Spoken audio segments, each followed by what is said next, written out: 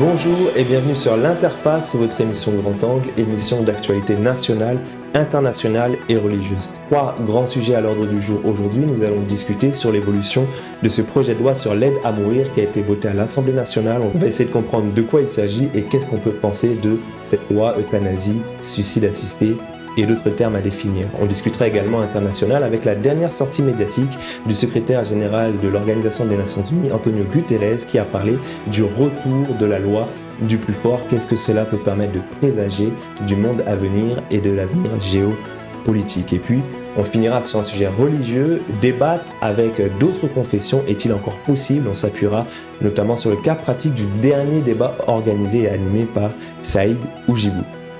Et pour discuter de ces grands et vastes sujets, je suis accompagné de mes chers chroniqueurs, comme d'habitude. Philippe, bonjour. Bonjour Samuel. Comment allez-vous? Ça va très bien et vous? Eh ben, très bien également. Et je suis accompagné également de Cynthia. Cynthia, bonjour. Bonjour Samuel. Comment allez-vous? Très très bien et vous? Formidable.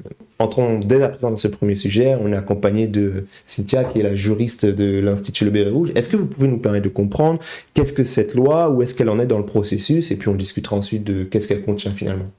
Alors en fait, déjà il faut se dire que dans le droit français, il y avait déjà des législations concernant la fin de vie. D'accord. Et donc on avait dans le droit français d'abord la loi Leonetti, donc c'est la loi de 2005, qui ne légalisait pas l'euthanasie, mais qui permettait de mettre en place des soins palliatifs. Ok, pardon, euthanasie. Oui. C'est quoi ce mot-là?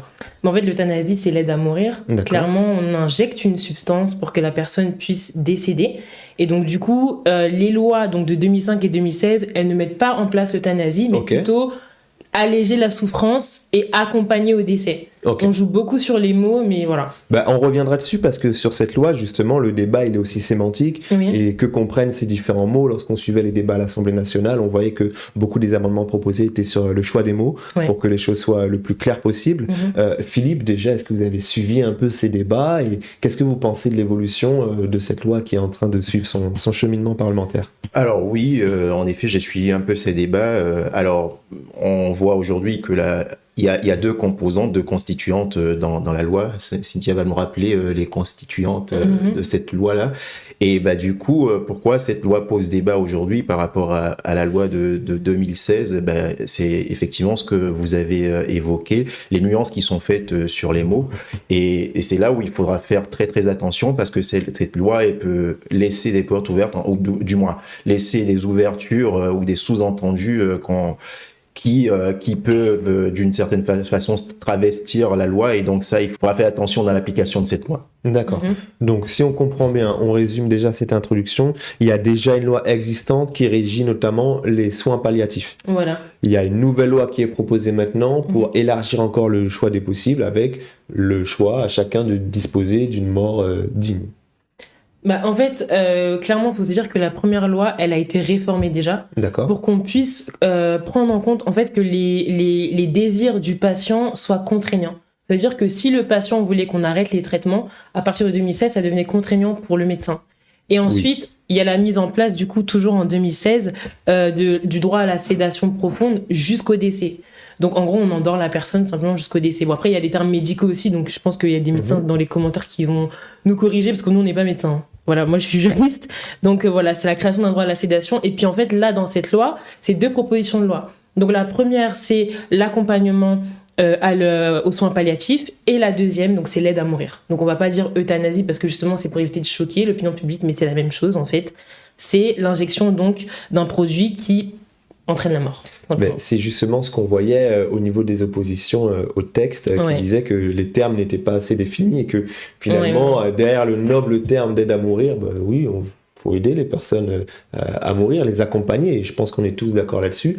La question c'était jusqu'où on peut aller. Je me souviens de ces différentes auditions qui ont été menées, notamment avec les responsables des cultes, qui disaient que la loi déjà existante accompagnait les patients dans leur fin de vie, alors que la nouvelle précipitait cette fin de vie avec l'objectif de donner la mort, et c'est notamment cette intention de donner la mort qui fait toute la différence par rapport à la sédation longue et profonde qui est déjà existante. Alors qu'est-ce qu'on peut penser finalement de tout cela? Alors, est-ce que cette loi a lieu d'être déjà? C'est la première question qu'on devrait se poser. Alors, Pour certains, oui, parce qu'on parle de l'argument qui est avancé, du moins, c'est avoir une fin de vie digne. Et la dignité dans le fait de précipiter la mort enfin, de quelqu'un, je ne vois pas ce qu'il y a de digne dans cette action-là. Alors ça, c'est la première des choses. La deuxième des choses, on peut remettre en cause la sacralité de la vie finalement. La vie, ce n'est plus quelque chose de sacré. Et donc, du coup, n'importe qui peut donner la mort à n'importe qui. Et ça, c'est quand même quelque chose qui est aberrant, je trouve, dans cette proposition de loi. La troisième chose qui me vient à l'esprit quand j'ai lu cette proposition de loi, c'est est-ce que le gouvernement n'essaie pas de cacher la poussière sous le tapis en masquant cet art et toute son irresponsabilité face au manque d'investissement dans le milieu médical et aux problèmes qui sont connus. Vous ouvrez beaucoup de fenêtres et c'est très intéressant parce qu'il faut vraiment qu'on puisse s'appesantir sur tout ce que vous êtes en train de dire. Mais déjà, vous avez des termes forts, a priori opposés à ce projet de loi. Vous avez parlé de la dignité et que vous ne voyez pas ce qu'il y a de digne à précipiter la mort. Il y a le rapporteur général qui posait cette question lors des différentes commissions. En posant la question, et je vous l'adresse, n'y a-t-il pas à vos yeux aucune situation dans laquelle une personne condamnée à la mort, pour laquelle il n'y aurait plus aucun espoir médical, de pouvoir lui permettre d'abréger ses souffrances et d'éviter d'agoniser pendant de longues années? Pour moi, au regard de mes valeurs et de mon éducation chrétienne, mes racines, pour moi, il n'y a aucune raison pour accompagner quelqu'un ou donner la mort à quelqu'un. Donc c'est du suicide ou accompagner la personne au suicide. Et ça, c'est quelque chose qui ne va pas avec mes valeurs et voilà. Okay. Après, ce qu'il faut se dire, c'est qu'on se base sur la volonté de la personne. Donc, il faut que la personne elle puisse vouloir aussi. Parce qu'il faut se dire aussi qu'on est sur des maladies incurables. La loi, c'est ce qu'elle dit. Après, il y a 5 critères cumulatifs. Donc ça, c'est discuté. Parce qu'il y a la hiérarchisation de la souffrance. Comment est-ce qu'on sait que la personne, elle souffre vraiment, etc. Mais il faut se dire que c'est la volonté de la personne. Donc ça veut dire qu'elle décide que je souffre trop, j'en peux plus.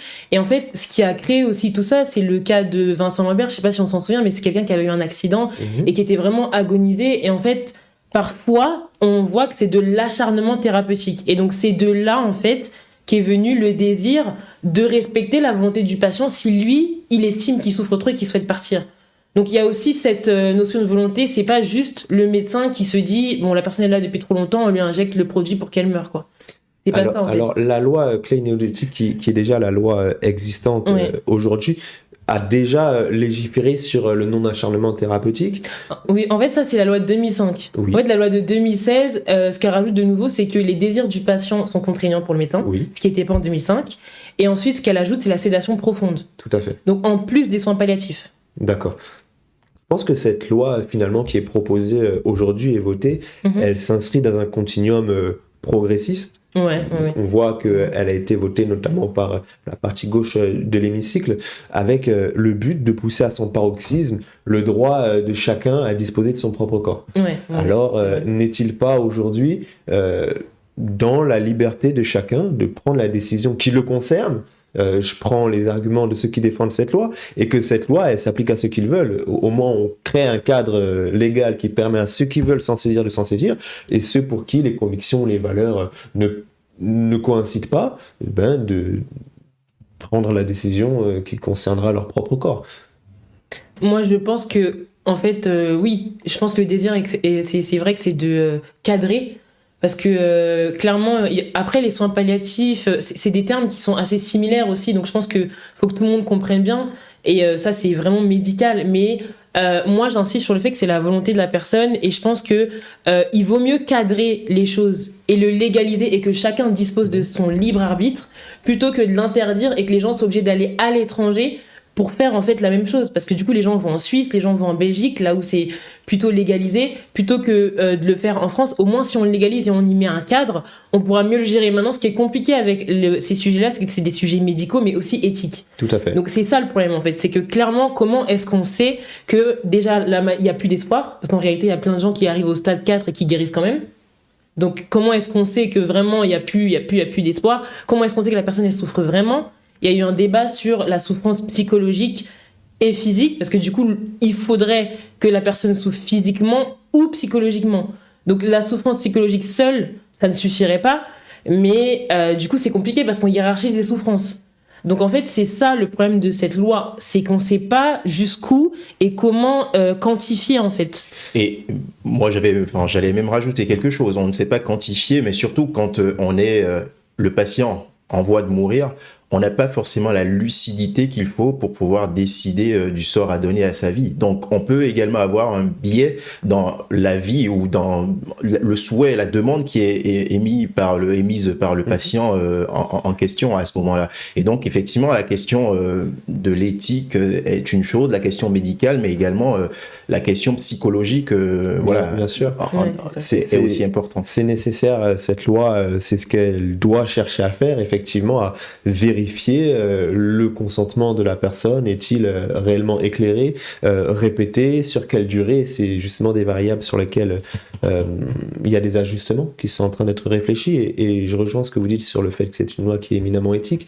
Et on voit justement que dans certains pays, finalement, le droit de l'aide à mourir, l'euthanasie ou suicide assisté, selon qui pratique le geste, et bien finalement a ouvert la porte ensuite à autre chose, à la possibilité d'accomplir ces actes pour souffrance psychologique, et puis ensuite pour les mineurs, et puis la question c'est jusqu'où on veut aller. C'est un débat éthique, peut-être même philosophique en tant que société, sur le sens de la vie finalement. Et c'est la raison pour laquelle moi j'ai envie de dire, puisque c'est une loi qui en tout cas, qui porte sur la vie ou des individus, pourquoi est-ce qu'on n'ouvrirait pas le débat au peuple en allant vers un référendum, parce qu'on a des éléments dans la Constitution qui permettent de pouvoir donner la parole au peuple de voter sur une loi aussi importante comme le pouvoir de décider sur sa vie.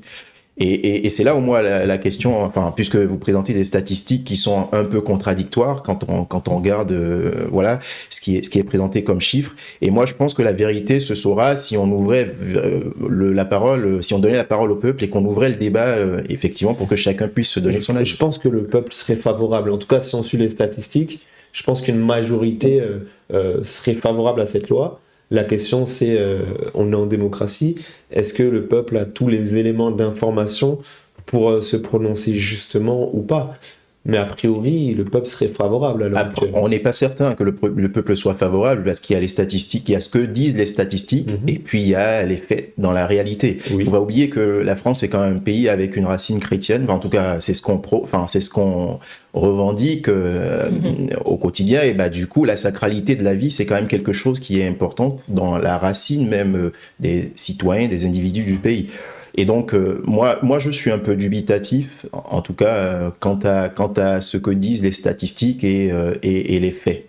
Après, il faut savoir que en 2022, il y a un comité d'éthique qui avait déjà réfléchi sur la question et qui a publié un avis qui disait qu'il était possible d'envisager la mise en place d'une aide à mourir. Et en fait, après cet avis qui a été publié, on a consulté des citoyens. Bon, ils ont été tirés au sort. Je crois que c'est 184 citoyens qu'on a tiré au sort, et donc ils se sont concertés sur la question, et donc il y a 75% d'entre eux qui se prononcent en faveur.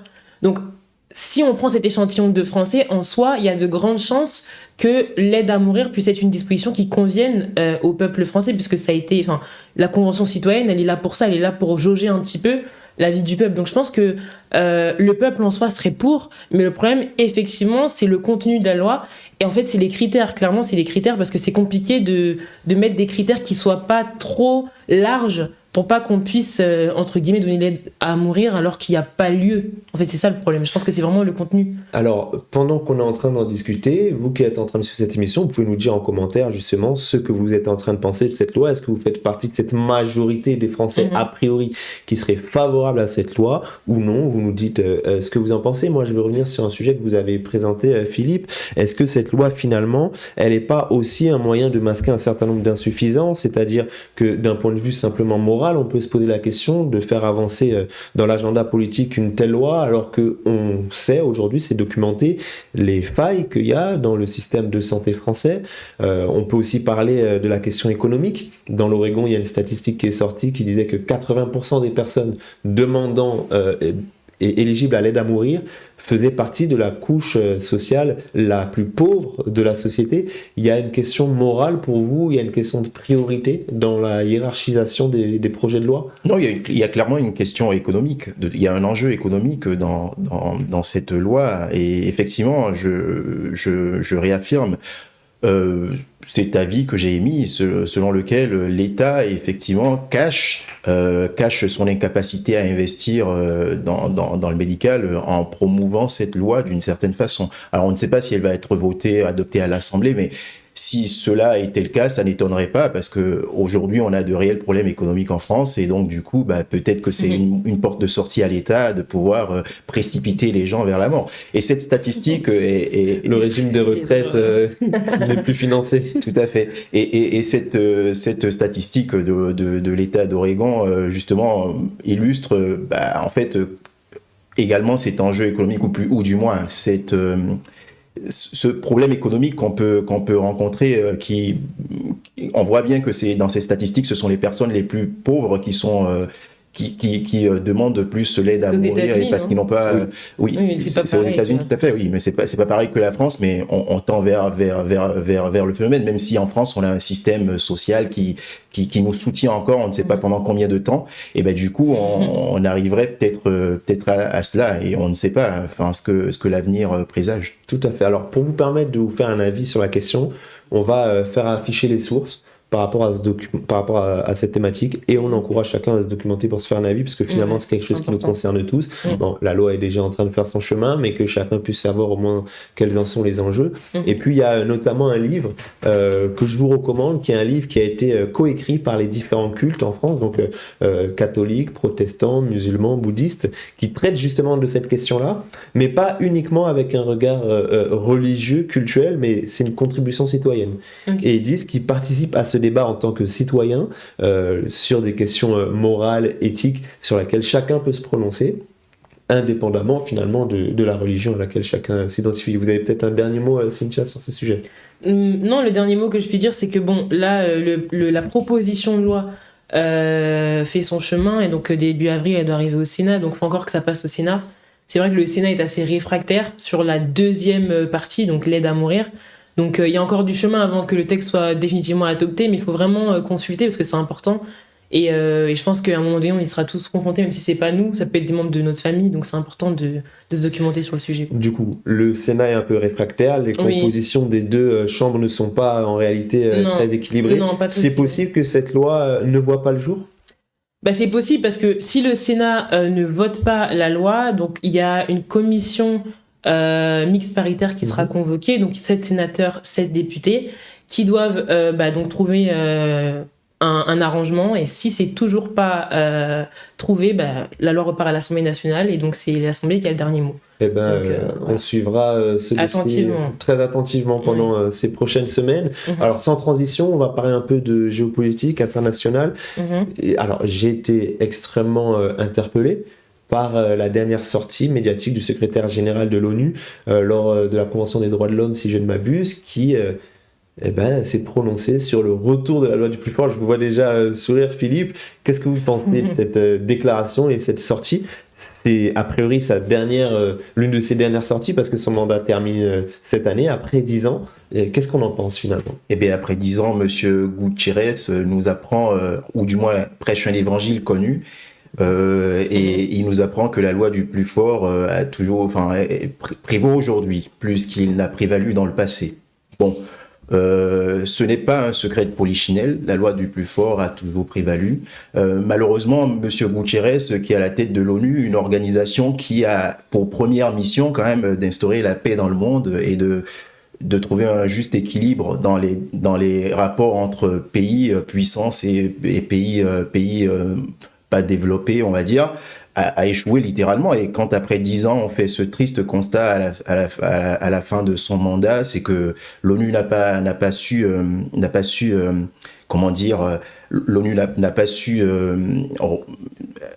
accomplir sa mission première. Alors, une fois qu'on a fait le constat, on va parler de la loi du plus fort. Alors ça, c'est c'est quelque chose qui est assez naturel, hein, de toute façon, quand on regarde. À croire que c'est la jungle des nations, finalement. C'est la jungle des nations. Et justement, pour revenir à Monsieur Gutiérrez, peut se poser aussi la question, mais pourquoi est-ce que ce n'est que maintenant qu'il fait ce constat? Aujourd'hui, pourquoi il parle de la loi du plus fort qui prévaut alors que ça a toujours prévalu? Alors, il y a un ensemble de phénomènes, ou du moins de tensions politiques en ce moment dans le monde, où les puissances, les BRICS d'un côté, les Occidentaux de l'autre, cherchent en fait à dominer le monde.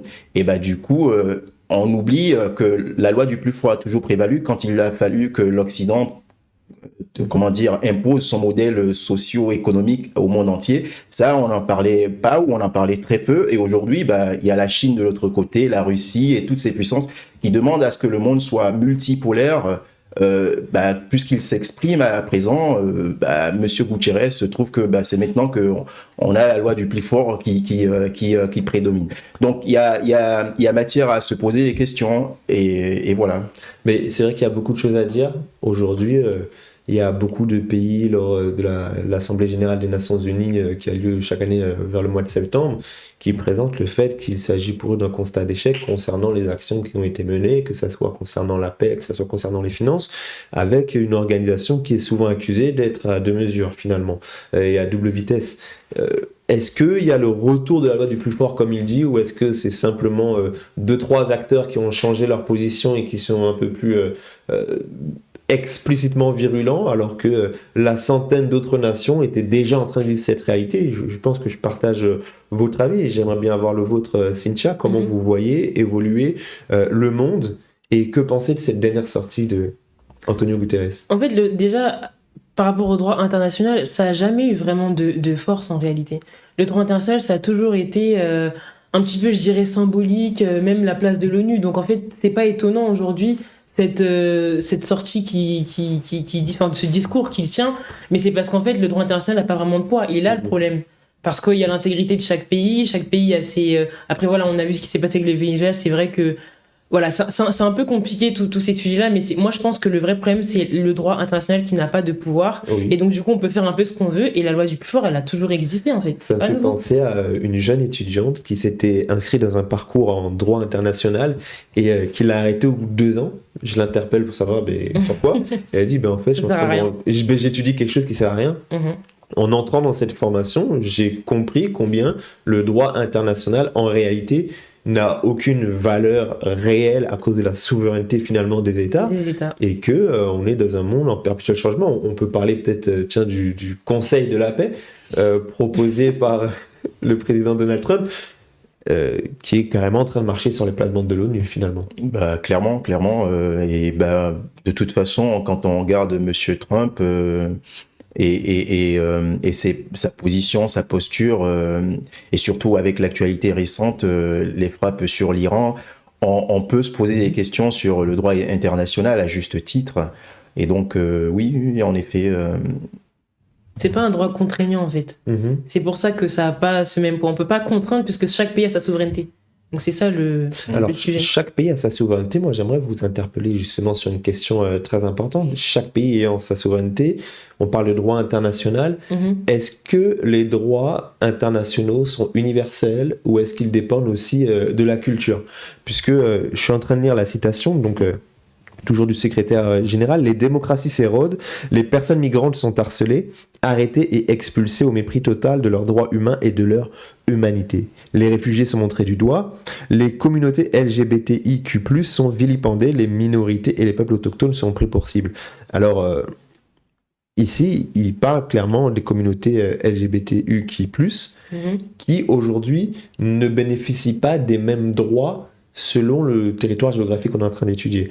Est-ce que les droits de ces personnes-là sont aujourd'hui protégés dans le droit international, ou est-ce que chaque pays devrait avoir le droit, au nom de sa culture, de son idéologie, sans citer aujourd'hui de pays, de mettre en place le cadre législatif pénal que eux jugent bon?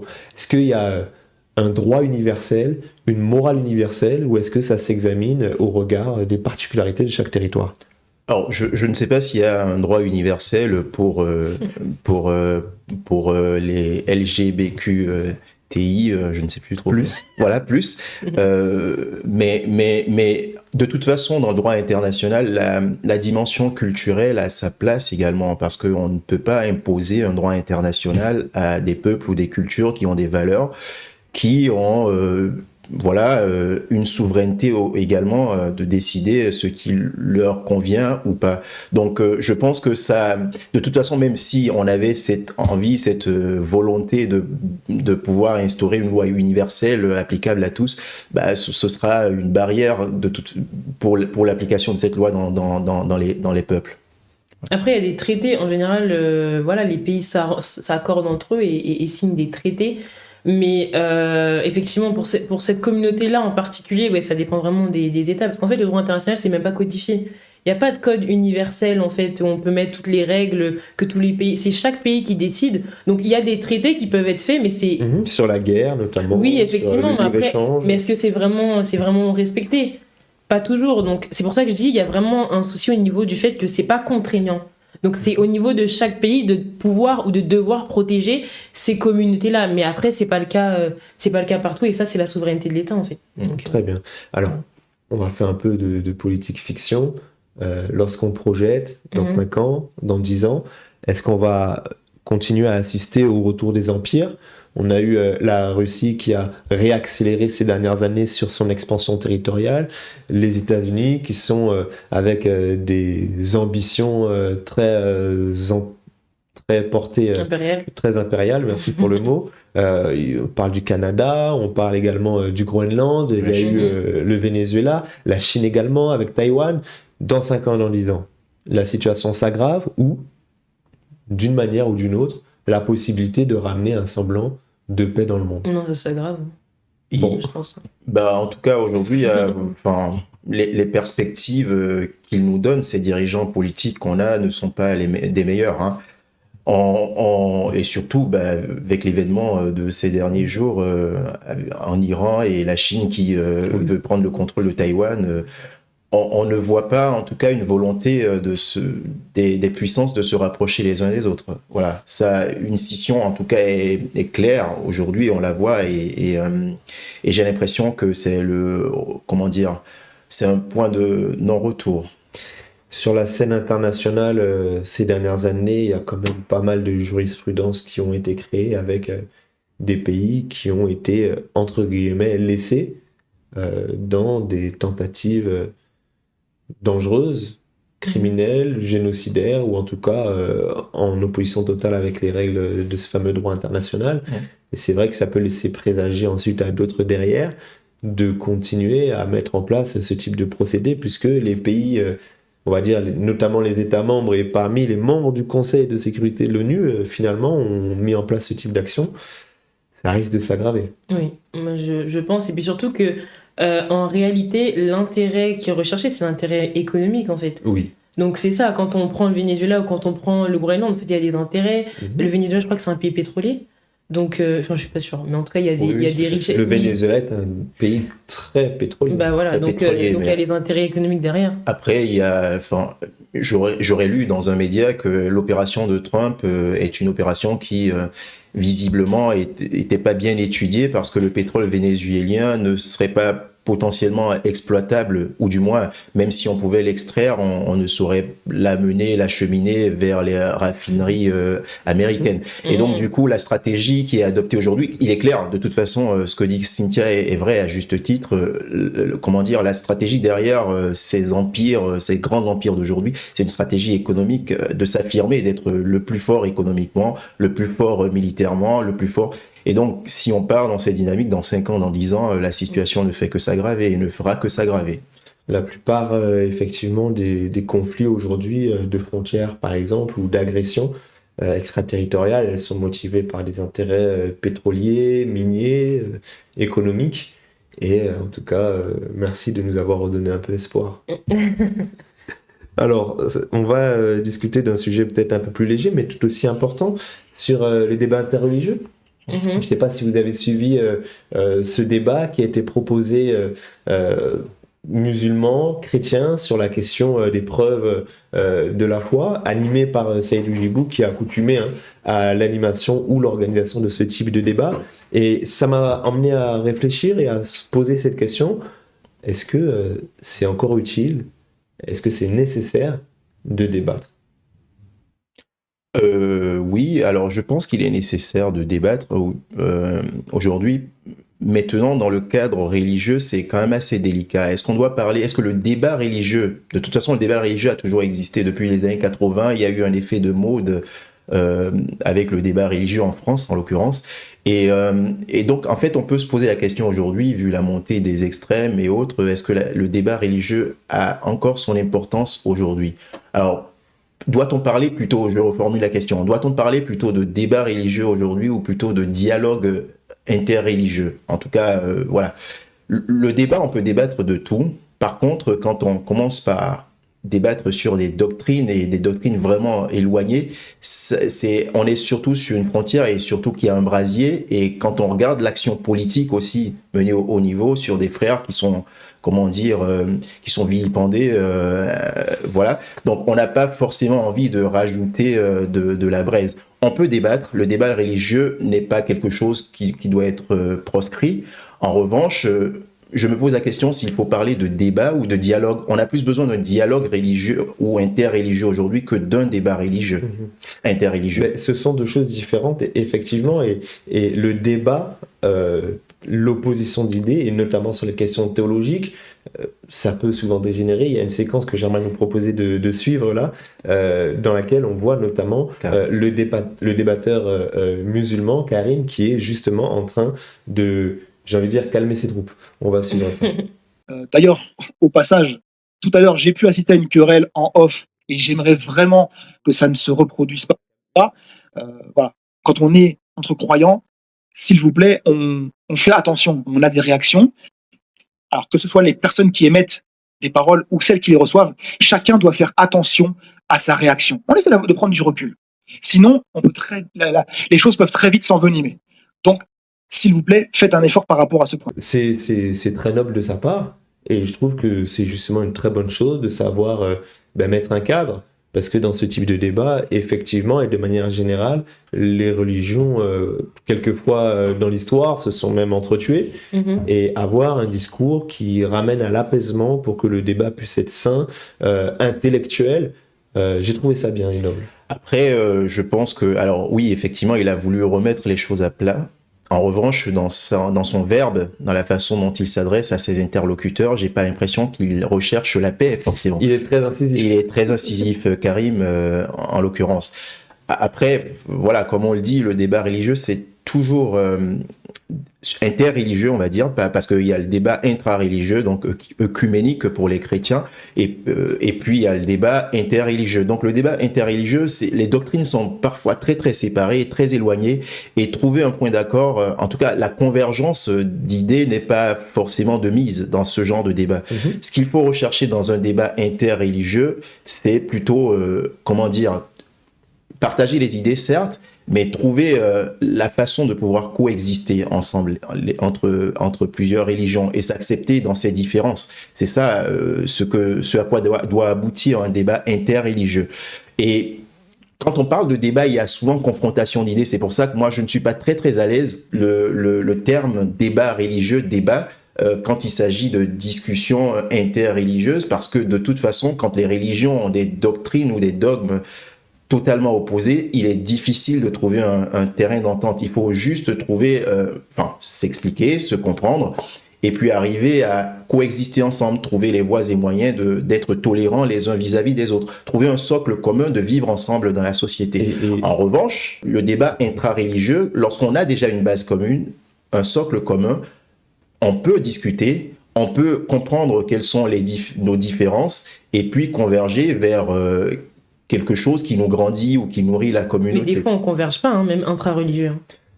Un débat, ça reste une confrontation d'idées, et même intra-communautaire, on a aussi des façons de voir qui sont différentes. Même si on prend un débat que entre chrétiens, il y a déjà des théologies qui sont très différentes. Donc, il peut y avoir de la controverse ou de la contrariété, que ce soit interreligieux ou intra-religieux, parce qu'un débat, ça reste un débat, on confronte les idées en fait. Oui, mais quand on a quand même un socle commun, il est plus facile de discuter que lorsqu'on n'a rien en commun. Par expérience, c'est quelque chose de très personnel. J'ai discuté de manière beaucoup plus fluide, sincère et apaisée avec des musulmans ou d'autres courants religieux que le mien, plutôt qu'avec des frères. Mais parce que le débat est diabolisé aussi, j'ai l'impression. Dans certains de nos courants, c'est un peu diabolisé. On a du mal à se dire que on peut débattre. On le voit tout de suite vers... je sais pas comment le décrire, mais un peu en mode c'est de la rébellion, quoi. Alors que clairement, déjà, un débat, c'est quoi? C'est une discussion. C'est une discussion où on confronte des idées. Et on peut être de la même communauté et on pense pas pareil. Donc déjà, déjà, si on a du mal avec le fait qu'on ne pense pas pareil dans la même communauté, on va être mal à l'aise avec le débat. Et je pense que déjà, intra-communautairement, on débat pas. En tout cas, moi, je le vois très rarement. Donc après, le faire avec d'autres religions, quand nous-mêmes, on le fait pas entre nous, je sais pas si ça porte vraiment du fruit, en fait. Vous pensez que le débat interreligieux ne porte pas de fruit? En fait, c'est quoi le but? C'est que chacun amène l'autre dans sa religion. C'est ça le truc. Alors, la finalité de ce débat avec Karim, on le voit, chacun est resté quand même cloîtré dans ses positions, dans ses convictions. Et comme je le disais, depuis les années 80, ça a toujours existé, mais on a vu que ça a souvent dégénéré. Et très souvent d'ailleurs. Je pense que ce type de débat, en réalité, n'aurait peut-être pas pour objectif de ramener l'autre débatteur dans sa position, puisqu'on parle quand même de personnes qui sont assez savantes et extrêmement convaincues, mais qui pourraient quand même avoir un sens peut-être plus pour le public qui se pose des questions.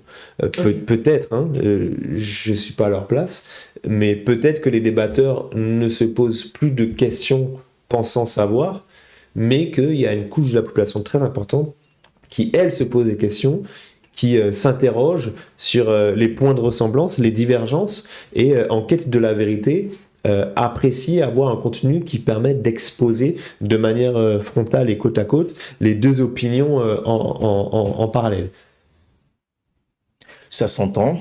Ça s'entend. De toute façon, on a besoin. Je ne vous convaincrai pas aujourd'hui là-dessus. Non, ça s'entend. Après, comment dire, c'est toujours délicat quand on discute de façon générale de doctrine et que chacun est cloîtré sur sa position, mais on en a besoin. On a besoin de pouvoir s'écouter, de pouvoir s'entendre, de pouvoir se comprendre.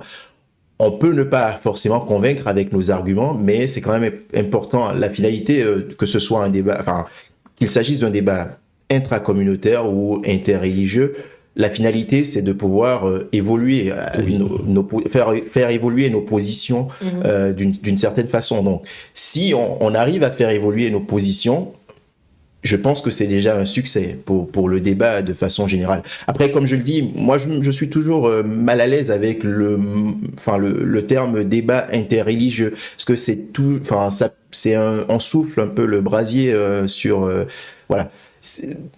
Il faudrait peut-être parler de dialogue, c'est beaucoup plus, c'est moins péjoratif, beaucoup plus ouvert, plus convivial, surtout dans le contexte dans lequel on est, dans la République, ou surtout quand on a des débats entre chrétiens et musulmans, comme on l'a vu dans la petite séquence tout à l'heure, où on a déjà des frères musulmans sur lesquels on tape, qui ont une charge mentale, psychologique à porter dans la République. Et du coup, quand on vient débattre et qu'on vient leur dire, écoutez, vous croyez, ce en quoi vous croyez n'est pas fondé, c'est comme si on ne légitimait pas leur foi d'une certaine façon. Et pourtant, quand on parle de dialogue, ça a l'air d'être beaucoup plus ouvert. On veut vous écouter. C'est moins péjoratif qu'un débat.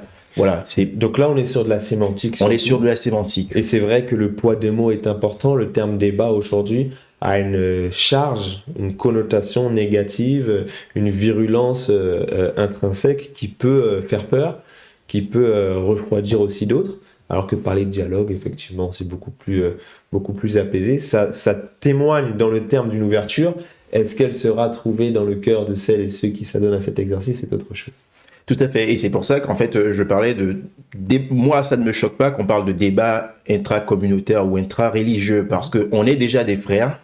Il y a très peu de différence entre nous, donc on peut s'entendre, on peut exprimer nos idées, on peut essayer de convaincre l'autre, et c'est plus facile de faire bouger l'autre de sa position et d'avoir un socle commun vers lequel on converge. Donc, ça ne me choque pas autant que le débat interreligieux. Très bien. Et bien sur ces paroles, on va achever notre édition du jour. C'était le premier grand angle, heureux de l'avoir passé avec vous. J'aimerais bien vous donner la parole, peut-être pour un mot de la fin. On va commencer par Philippe. Alors moi, mon mot de la fin est en lien avec un des thèmes que nous avons débattu, la loi du plus fort. Et donc, moi, j'aimerais citer cette citation de Rousseau qui dit que le plus fort n'est jamais assez fort pour être le maître s'il ne sait transformer sa force en droit et l'obéissance en devoir. Méditez donc. Eh ben, il y a matière. Merci beaucoup. Cynthia, un mot de la fin pour clôturer cette émission. Moi, mon mot de la fin, j'aimerais juste encourager tout un chacun à se documenter aussi sur les lois qui passent. Il y a énormément de lois qui sont adoptées et c'est important, là on a parlé de la loi sur la fin de vie, c'est vraiment important qu'on puisse savoir de quoi il s'agit, vraiment qu'on soit pas passif, vraiment c'est important, ça concerne chacun d'entre nous, donc je nous encourage à faire ça. Merci beaucoup Cynthia. C'était le média L'Interface, votre première émission Grand Angle, l'émission d'actualité nationale, internationale et religieuse. À bientôt.